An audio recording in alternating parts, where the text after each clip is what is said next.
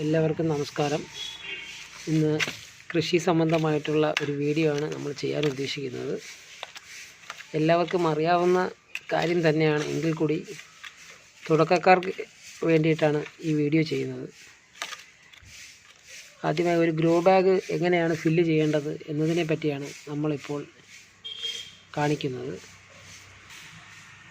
ഏതൊരു കൃഷിയും എന്നതുപോലെ ഗ്രോ ബാഗിലും കൃഷി ചെയ്യുന്നതിന് മണ്ണൊരുക്കുക എന്നുള്ളതാണ് ആദ്യത്തെ പ്രധാന ഘട്ടം.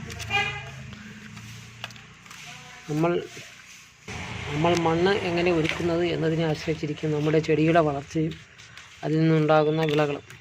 അപ്പോൾ മണ്ണൊരുക്കുക എന്നുള്ളതാണ് ഒരു പ്രധാന ഘട്ടം. അത് തയ്യാറാക്കുന്നത് എങ്ങനെയാണെന്ന് നമുക്ക് ആദ്യമായി ചെയ്യേണ്ടത് മണ്ണിൻ്റെ പുളിപ്പരസം മാറ്റുക എന്നുള്ളതാണ്. അപ്പോൾ അതിനായി നമ്മൾ കുമ്മായ മിശ്രിതം ചേർക്കുകയാണ് ചെയ്യുന്നത്.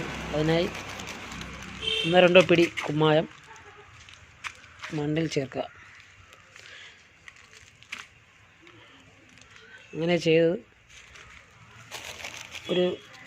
ഒരാഴ്ചയെങ്കിലും നല്ല രീതിയിൽ വെയിൽ കൊള്ളാൻ അതിനെ അനുവദിക്കുകയാണ് വേണ്ടത്. മണ്ണുമായി നല്ല രീതിയിൽ ചേരുന്ന രീതിയിൽ സ്പ്രെഡ് ചെയ്ത് വിതറുക. അങ്ങനെ ഒരാഴ്ചത്തേക്ക് അതിന് വെയിൽ കൊള്ളാൻ വേണ്ടി അനുവദിക്കുക. അങ്ങനെ നമ്മുടെ മണ്ണ് റെഡിയായിട്ടുണ്ട്.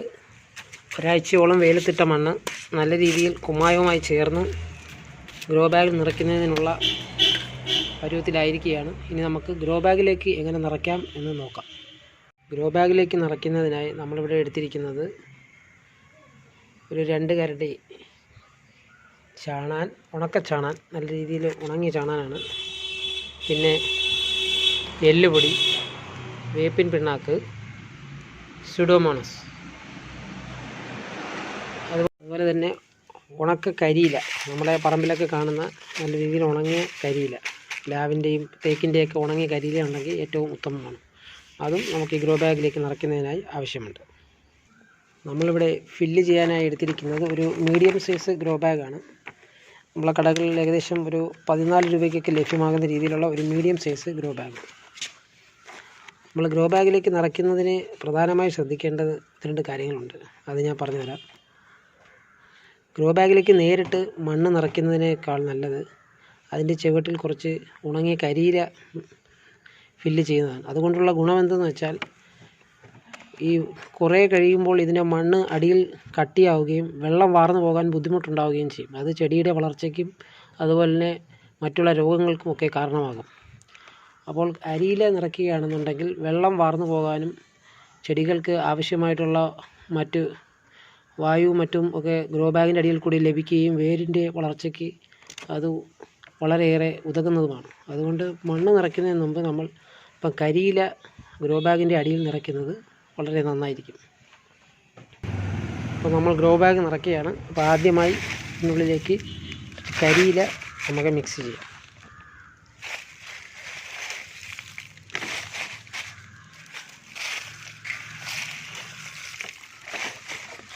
അതിൻ്റെ ഒരു ചുവട്ടിൽ ഏകദേശം ആ ഗ്രോ ബാഗിൻ്റെ ഹോളൊക്കെ ഒന്ന് നിറയുന്ന രീതിയിൽ കരിയില മിശ്രിതം ആദ്യം നിറയ്ക്കുക.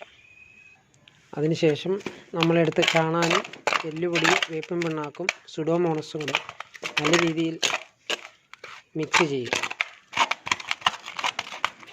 ചാണാനൊക്കെ കട്ടിയായിട്ട് കിടക്കുന്നെങ്കിൽ നല്ല രീതിയിൽ പൊടിച്ച് ഇട്ടാൽ അത് മണ്ണുമായി പെട്ടെന്ന് അത് ലയിച്ച് ചേരുന്നതിനും അത് ചെടികൾക്ക് നല്ല രീതിയിൽ വേരുകൾക്കത് പിടിച്ചെടുക്കുന്നതിനും ഗുണകരമായിരിക്കും. കൂടുതൽ ഉണങ്ങിയ ചാണകമാണെന്നുണ്ടെങ്കിൽ അത് മണ്ണുമായി ലയിക്കുന്നതിന് ബുദ്ധിമുട്ടാണ്. ഒരു മീഡിയം ഉണക്ക് മതി.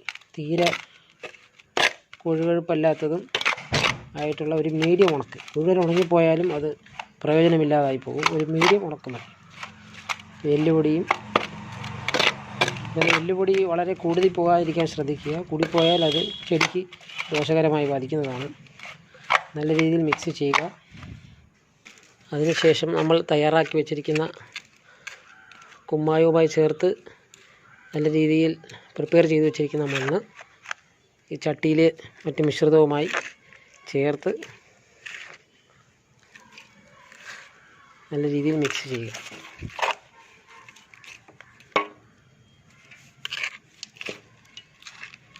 നമുക്ക് രണ്ട് രീതിയിൽ ഗ്രോ ബാഗിൽ മിക്സ് ചെയ്യാം. ഒന്നെങ്കിൽ ഇതേപോലെ മണ്ണും ചാണകപ്പൊടിയും എല്ലുപൊടിയും വേപ്പിൻ പിണ്ണാക്കും എല്ലാം കൂടി ഒരുമിച്ച് മിക്സ് ചെയ്ത് ഗ്രോ ബാഗിൽ നിറയ്ക്കാം. അതല്ലാന്നുണ്ടെങ്കിൽ ഗ്രോ ബാഗിൽ ഞാനീ പറഞ്ഞതുപോലെ ആദ്യം കരിയില മിശ്രിതം നിറച്ച് അതിന് മുകളിലായി കുറച്ച് മണ്ണിട്ട് അതിന് ശേഷം കുറച്ച് ചാണാനും എല്ലുപൊടിയും വേപ്പിൻ പിണ്ണാക്കും ഇട്ടിട്ട് അതിന് കുറച്ച് മുകളിൽ കുറച്ചും കൂടെ മണ്ണിട്ട് അങ്ങനെയും മിക്സ് ഗ്രോ ബാഗ് നിറയ്ക്കാം. അതല്ല എങ്കിൽ കുറച്ചും കൂടെ എഫക്റ്റീവായിട്ടുള്ളത് ഇങ്ങനെയാണ്, എല്ലാം കൂടെ ചേർത്ത് മിക്സ് ചെയ്ത് നിറയ്ക്കുന്നതായിരിക്കും കുറച്ചും കൂടെ ബെറ്റർ.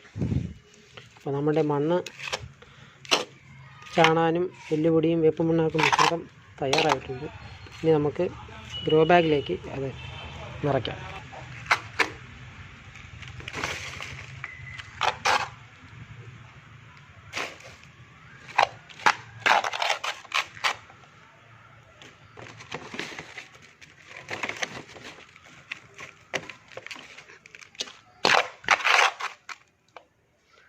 മണ്ണ് നമ്മൾ നിറയ്ക്കുന്ന സമയത്ത് വല്ലാതെ പ്രസ് ചെയ്ത് നിറയ്ക്കേണ്ട കാര്യമില്ല.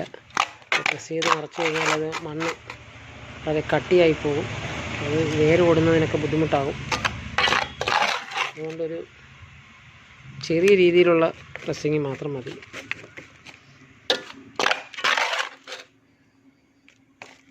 അപ്പോൾ ഈ ഗ്രോ ബാഗ് നിറയ്ക്കുമ്പോൾ വേറൊരു കാര്യം ശ്രദ്ധിക്കേണ്ടത്, ഇതിൻ്റെ അകത്ത് ഒരു അര അല്ലെങ്കിൽ ഒരു 1/4 ഭാഗം വരെ മാത്രം മണ്ണ് ഈ മിശ്രിതം നിറച്ചാൽ മതി.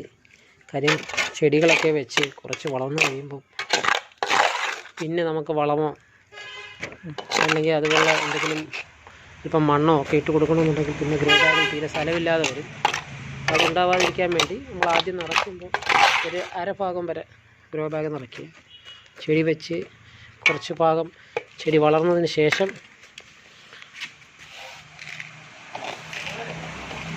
നമുക്ക് പിന്നെ അതിലേക്ക് ആവശ്യമുള്ള മണ്ണുകൾ അധികം നിറയ്ക്കാം. ഏകദേശം ഒരു അര ഭാഗത്തോളം ആയിട്ടുണ്ട്.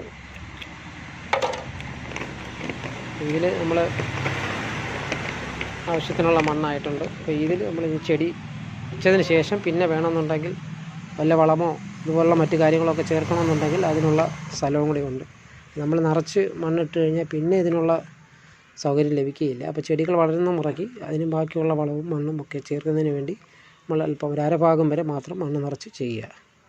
ഇനി നമുക്ക് ചെടികൾ എങ്ങനെ ഇതിൻ്റെയൊക്കെ വിത്തുകൾ നടുന്നത് എങ്ങനെയാണെന്നുള്ളത് നമുക്ക് അടുത്ത ഭാഗത്തിൽ നോക്കാം.